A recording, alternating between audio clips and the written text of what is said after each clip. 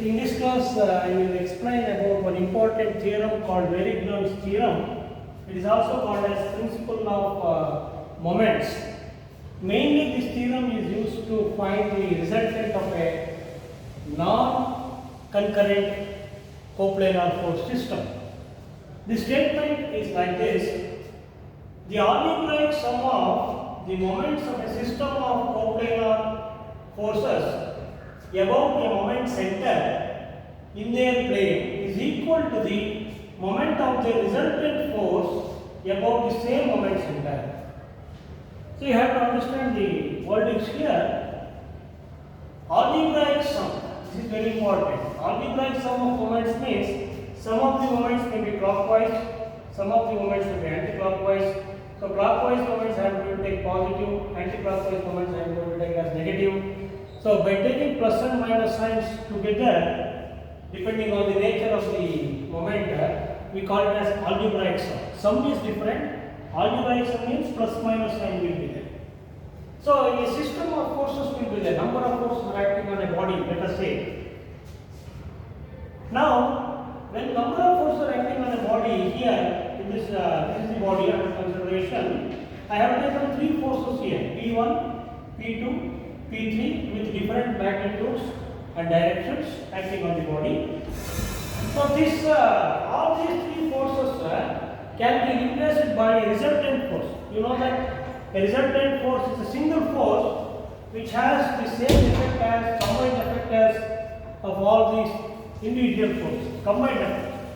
Now let me take the resultant force may be acting something like this. This is all is resultant force now. All is resultant force. P1, P2 are the individual forces. So it is acting in some direction, that alpha everything you will be finding. Now, according to the statement, I will take a moment center here. A is a moment center. Moment center means it is the point about which moment is calculated. A is the moment center here. Now, the moment of this P1 about the point A will be magnitude P1 multiplied by the perpendicular distance of this line of action of P1 from the point A. I will draw the perpendicular from point A to the line of action P1, and that distance I will take as D1. So now P1 D1 is the moment of force P1 above A. P1 D1. It can be clockwise or anti-clockwise. We are not worried about the nature here now. Similarly, moment of this P2, force P2, about the same moment center A, you draw the line of action of the force, extend it, drop a perpendicular from point A to this line of action, measure the distance. That distance is D2. So moment will be P2 D2. Moment of P2 will be P2 into D2 about the point A. Similarly, for P3, draw a line perpendicular to this line of action of P3 from the point A, and that distance I will take it as D3. Corresponding moment will be P3 D3. Like this, you can have any number of forces. Here I have taken for illustration only three forces. This is nothing but the algebraic sum, which I can write it as sigma Pi dA, where I stands for the number of forces. Now, this is nothing but the algebraic sum. Some may be positive, some may be negative, depending on the anti-clockwise or clockwise moments. Now, according to the statement, this should be equal to, this is equal to moment of the resultant force. Resultant force I have taken as R here. After finding the resultant force, once again what we have to do is drop a perpendicular from this same moment center A to the resultant force. Here, this is the resultant force, line of action of resultant force. It can be extended. So this distance I will take as D. Now what happens? R into D becomes the moment of the resultant force about the same point A. Now according to the statement, so the sigma Pi Di should be equal to R into D. So this is what Varignon's theorem says. So algebraic sum of the moments of individual forces taken about a moment center should be equal to the moment of the resultant force taken about the same moment center. So distances we have to calculate all the distances are perpendicular distances. You get. Now this can be proved by taking only two forces. So that you consider only two forces, P1 and P2 like this. So according to the parallelogram law of forces, the resultant will be something like this. This is the resultant. Now what we have to do here is, you take a point A somewhere here. I will take a point A which is called as the moment center. From that point A, draw perpendiculars to all these. So I will draw a perpendicular to this R. This will be, I will take it as D. I will draw a perpendicular to this P2 like this, and that distance I will take it as D2. And I will draw a perpendicular to this line of action of this P1 from the same point A, and this distance will be D1 then.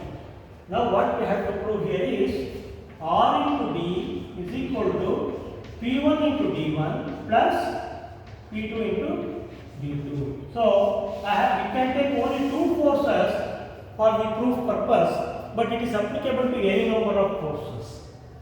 Now to prove this, what I will do here is, let me take this point as O. This O point is the point of concurrence, because both P1 and P2 forces, they are meeting at that common point O, point of concurrence. So I have considered concurrent forces here. Now what I will do here is, this OA is there, this OA itself, I will take it as y-axis.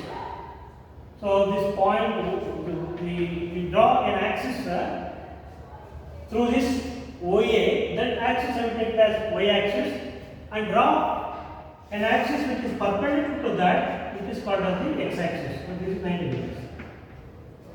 Now we have to prove this.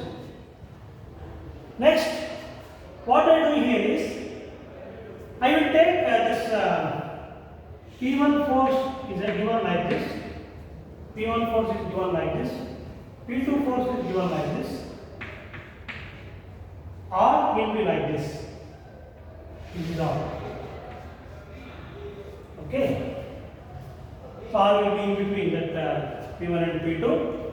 Now I will take the angle made by this R, resultant R, with x-axis as theta. Angle made by this R with x-axis I will take as theta. Now let me draw the perpendiculars now. I have to draw the perpendicular from this point A, because A is the moment center. Point A is the moment center. I have to take the distances from the point A. I will draw perpendiculars now. I will draw the perpendicular to this R. This is the perpendicular. This distance will be D. Now from the geometry, this is 90 degree, 90 theta. Well, this is theta. From here to here, it is 90 minus theta, because x and y axis 90 degrees is there. So this becomes 90 minus theta. So this is once again 90, therefore this becomes theta. So from the geometry you can see this angle becomes theta. So it's very important. Now what I will do now, I will write the expression for this R into D now. Now from this triangle, so I will let me take this as point B here. From triangle OAB, what is cos theta? From triangle OAB, it's a right angle triangle, so this is 90 degrees. What is cos theta? Cos theta will be this AB divided by OA. AB divided by OA, is it not? So this becomes the hypotenuse. AB divided by OA. So AB is nothing but D. So D divided by OA, or you can write D is equal to OA into cos theta.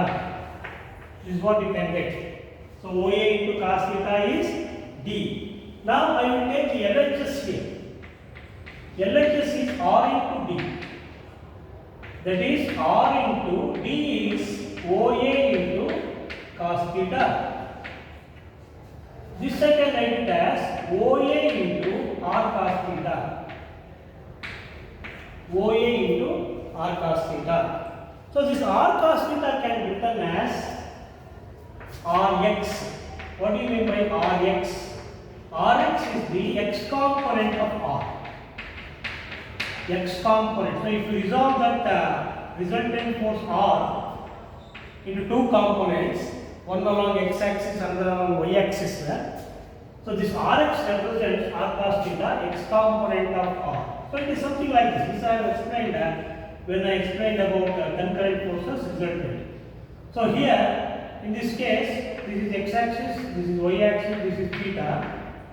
So this is R. So therefore, when this is the case, so this becomes R cos theta, this becomes R sin theta. R cos theta is nothing but Rx, short form. R sin theta is R. So now, what we got here is LHS, I got it as OA into Rx.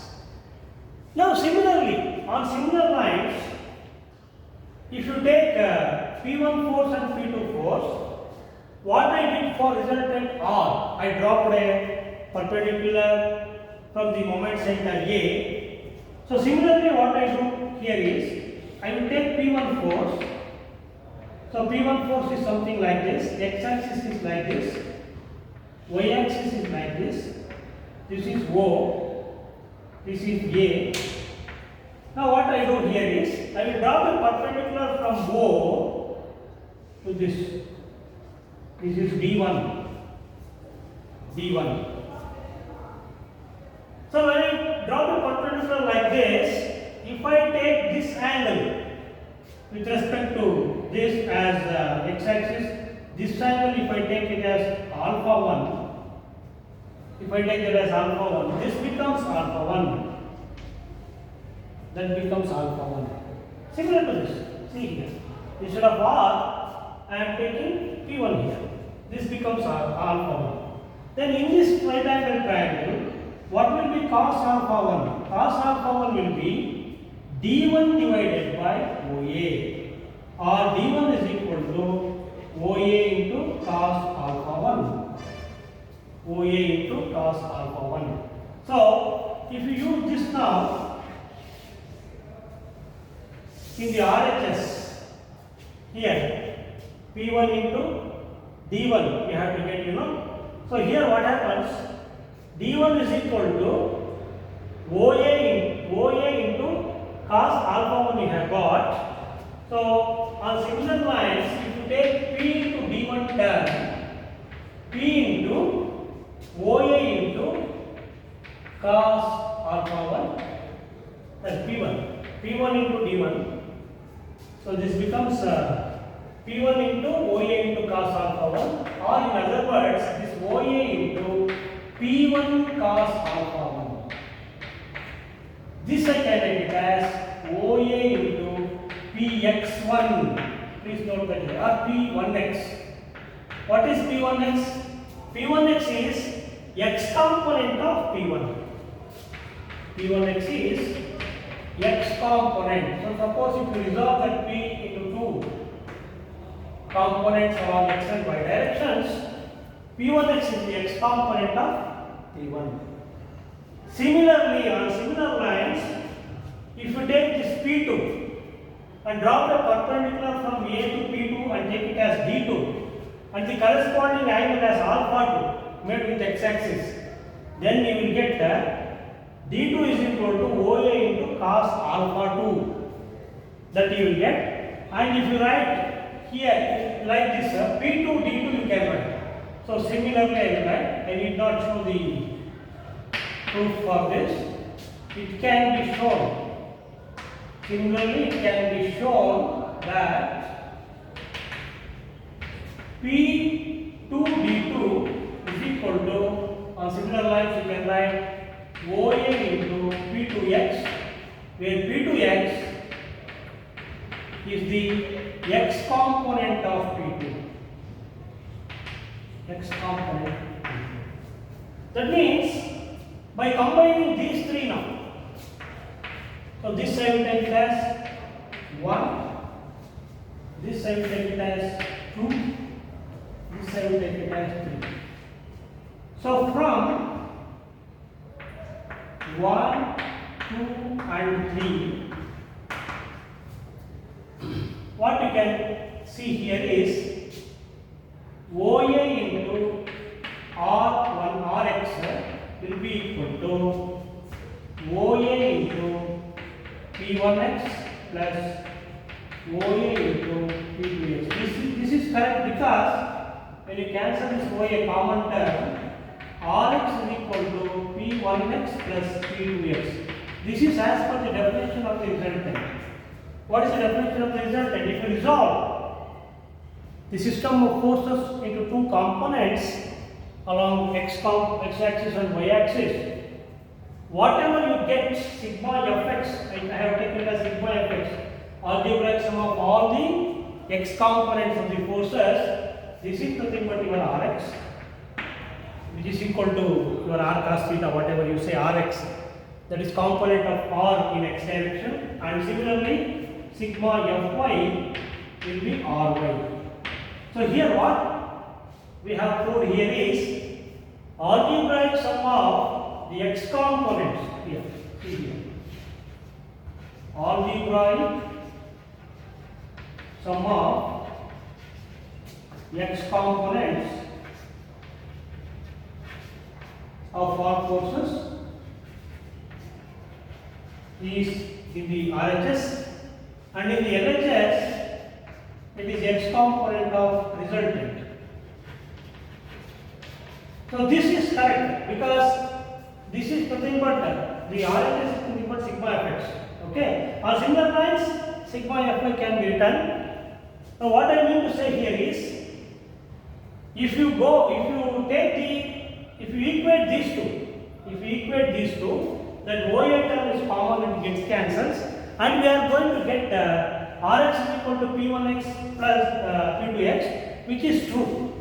So therefore, what we can say here is, if you take the moment of the forces, for moment of the resultant force about a moment center, that is R into D, it should be equal to algebraic sum of the moments of individual forces taken about the same moment in the same moment center in the same plane.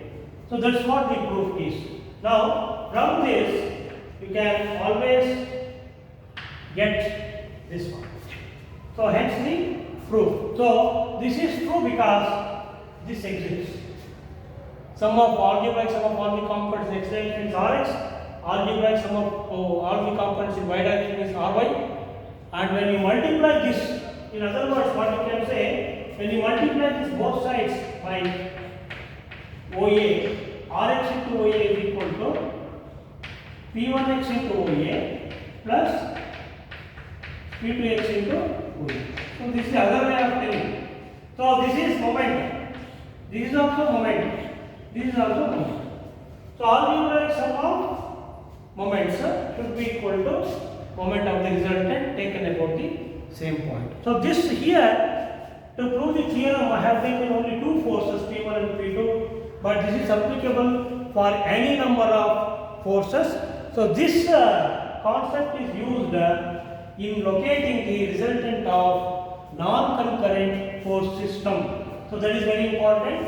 So when you are finding the position, or when you want the position or location of resultant of non-concurrent force system, then we need to use this Varignon's theorem. So this theorem or law is used in finding the position or location. Position or location. So location is D, value of D with respect to a given moment center, location or D of resultant force with respect to a given moment center. In the case of in the case of coplanar non-concurrent force system. Coplanar non-concurrent, because in the case of concurrent forces, you need not find the location or position because the resultant also passes through the point of concurrence, whereas in the case of non-concurrent force system, resultant position is also important. That position is found out. Position means that distance from the moment center that we have given as D is found out using the Varignon's theorem. So how to find that D? I will tell you. So we know that R into D is equal to sigma Pi Di. This is the Varignon's theorem. Very number of forces may be there. I is the number of forces. P1 D1 plus P2 D2 like that. Now what we do here is, suppose if the moment center is A, we calculate MA. That MA is nothing but sigma Pi Di. So algebraic sum of all the moments taken about the moment center A is sigma Pi Di. We calculate this by taking the sign convention: clockwise moments positive, anti-clockwise moments negative. Then after finding this MA, so what we can write here is this R into D is nothing but MA, because MA is sigma Pi Di. From this, D is found out. So of course R is found out using the same formula which we have used in the case of concurrent force system: sigma Fx square plus sigma Fy square under root. And alpha is also found out. Direction of the resultant: tan inverse of sigma Fy by sigma Fx modulus. These two formula we are using in the case of concurrent forces.